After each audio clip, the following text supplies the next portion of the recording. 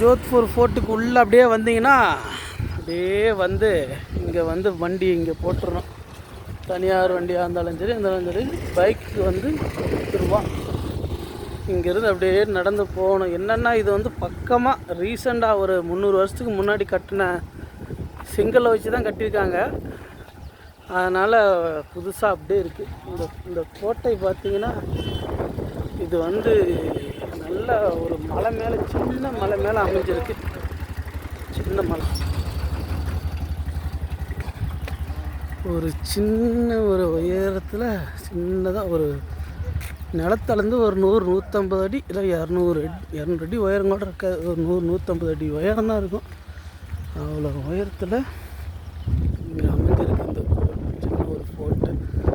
இது பார்த்திங்கன்னா இதனுடைய சுவர், கோட்டை சுவர் பார்த்திங்கன்னா நடுவில் இருக்கிற மலைகளை விட்டுட்டு அதை சுற்றி அந்த பார்டரில் சுவர் அப்படியே கட்டியிருக்காங்க. இப்போ அந்த பக்கம்லாம் போகிறதுக்கு வழி இருக்கா என்னன்னு தெரியல. ஆனால் இந்தாண்ட தான் கோட்டை இருக்குது. இது ஃபுல்லாகவே முழுக்க பார்த்திங்கனாவே வந்து நடுவில் வந்து எல்லாம் வந்து ஒரு ரக்கடு டொப்போகிராஃபி, சின்ன சின்ன சின்ன சின்ன கல்லுங்க இப்படி இருக்குது. ஒரு வேளை இதெல்லாம் படைகள் அந்த காலத்தில் படைகள் பதுங்கி இருக்கிறதுக்காக பயன்படுத்தியிருப்பாங்கன்னு நினைக்கிறேன்.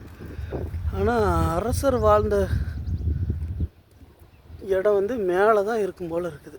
மேலே அரசர் வாழ்ந்த இடம் மேலே இருக்கு போல இருக்குது.